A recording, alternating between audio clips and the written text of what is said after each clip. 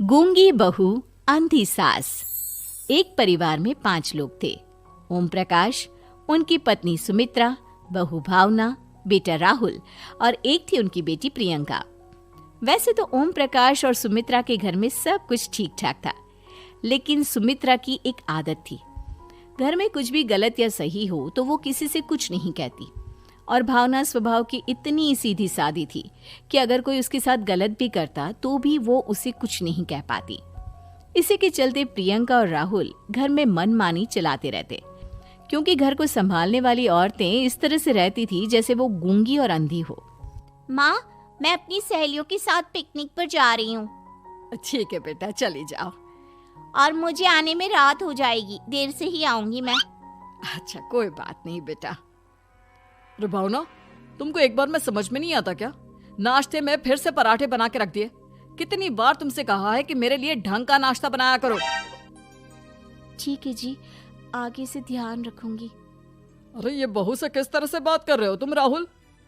अरे तो और क्या करूं पापा, इसको कही बात एक बार में समझ में ही नहीं आती। सुमित्रा, तुम अपने बेटे को समझाती क्यों नहीं? बहू से बात करने का ये क्या तरीका है? अरे जिसकी जैसी मर्जी आए करो, मुझे क्या। भावना बेटा, तुम भी तो कभी कुछ कहा करो।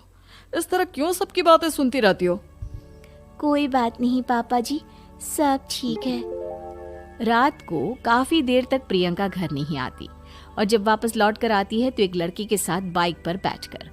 सुमित्रा और भावना दोनों ही प्रियंका को लड़की के साथ देख लेते हैं। आज तो जोर से डांट पड़ने वाली है, लेकिन मैं डर क्यों रही हूँ? माँ तो सब कुछ देखकर भी अंधी बनी रहती है। और रही बात भाभी की, वो किसी को कुछ नहीं बताने वाली। कहने को भगवान ने आवाज दी है, लेकिन गूंगी है गूंगी। अरे प्रियंका बेटा, इतनी रात को कॉलेज से लौट कर आ रही हो? कहाँ गई थी तुम? पापा, वो सहेली के घर पर थी, पढ़ाई करने के लिए रुक गई थी। अच्छा, ठीक है, जाओ अपने कमरे में जाओ और सो जाओ। सुमित्रा ने अपनी बेटी को एक लड़की के साथ इतनी रात को आते देखकर भी उससे कुछ नहीं कहा और भावना ने भी इस बारे में किसी से कोई बात नहीं की। कुछ दिनों के बाद मामा जी का फोन आया था। उन्होंने प्रियंका के लिए कोई रिश्ता ढूंढा है। लड़के वाले उसे देखने आ रहे हैं। अरे मुझे नहीं करनी शादी वादी, किसी लड़की को बुलाने की कोई जरूरत नहीं है। ये तुम क्या कर रही हो प्रियंका बेटा? तुम्हारी शादी की उम्र हो चली है और तुम्हारे मामा जी ने बहुत अच्छा रिश्ता बताया है। पापा, अब जिद क्यों कर रहे हैं? और आप क्यों मेरी मर्जी के खिलाफ शादी कराना चाहते हैं? अरे माँ, इसको समझाइए ना। आपकी बेटी, आप तो बस चुपचाप सब कुछ होते हुए भी देखती रहती हैं। अरे तो क्या कहूँ, और मेरे कहने से क्या हो जाएगा? वैसे भी गलत क्या हो रहा है, सब कुछ सही तो है। भावना बहू, देखो तो प्रियंका हमारी बात नहीं समझेगी, लेकिन वो तुम्हारी हम उम्र है। क्या पता तुम्हारे कहने से उसे कुछ समझ में आ जाए। नहीं पापा जी, मेरे कहने से कुछ नहीं होगा। मैं प्रियंका को कैसे समझा सकती हूँ?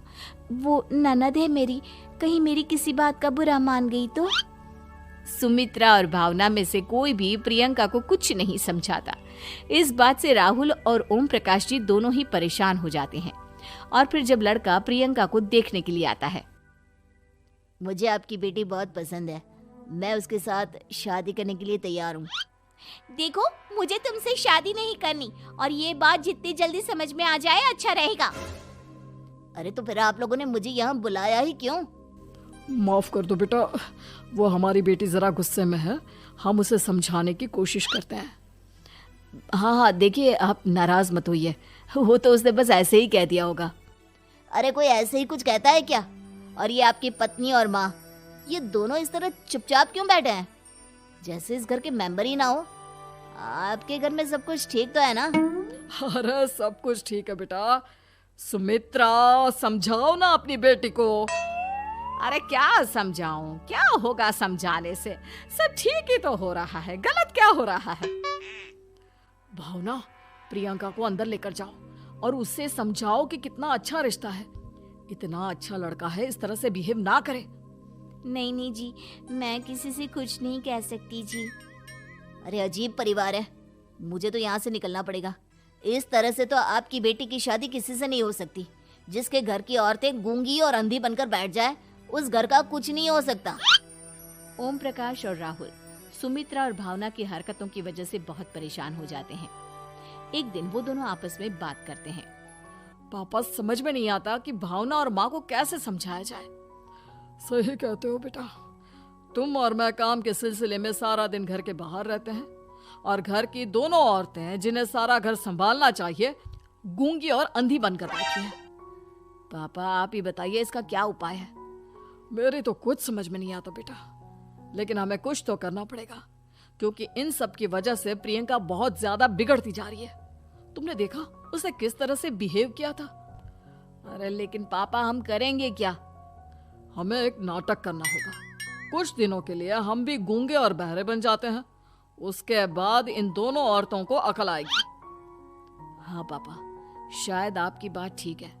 हम दोनों हर बार बात को संभाल लेते हैं और इसी वजह से माँ और भावना कुछ भी करने की कोशिश ही नहीं करते। और फिर अगले दिन, भावना, नाश्ते में क्या बनाया है? जी पराठे बनाए हैं। मेरे लिए पोहा बना दो। अच्छा जी ठीक है, अभी बना देती हूँ जी। बहू, नाश्ते में क्या बनाया है?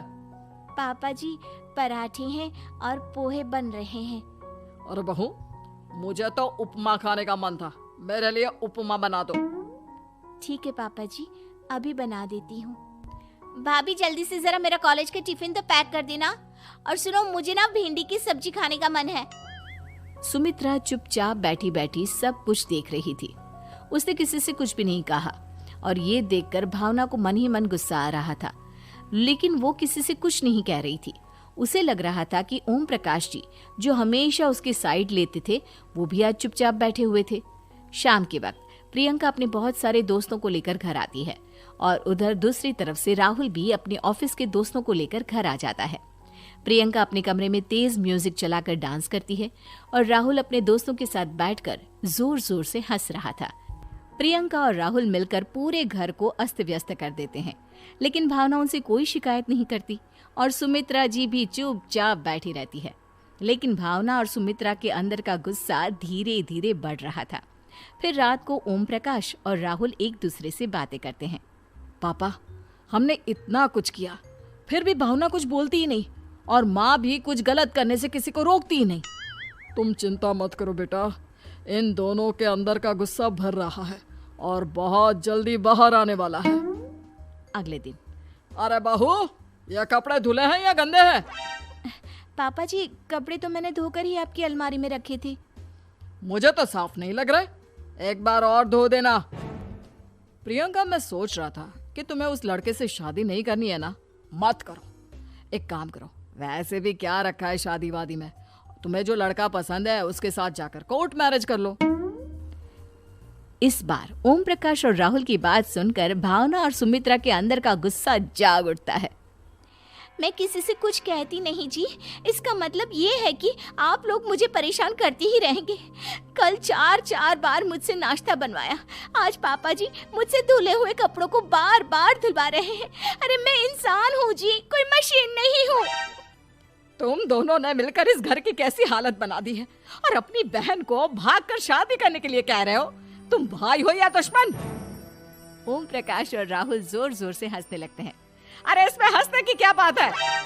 हम लोग यहाँ इतने परेशान हो रहे हैं जी, तुम लोगों को ऐसी हरकत करने के बाद भी हंसी आ रही है। ये क्या कर रहे हैं जी आप दोनों? यही तो हम चाहते थे कि सुमित्रा, तुम अंधी होकर ना बैठी रहो। घर में कुछ भी गलत हो तो उसे रोकने की कोशिश करो। और भावना, तुम अपने साथ हो रहे गलत व्यवहार पर भी कभी मुंह नहीं खोलती, ये सही बात नहीं है। मैं चाहता था कि तुम्हारी भी जुबान खुले, तुम गलत बात का विरोध करो। गूंगी बहू और अंधी सास की ये जोड़ी इस घर में अब नहीं चलेगी।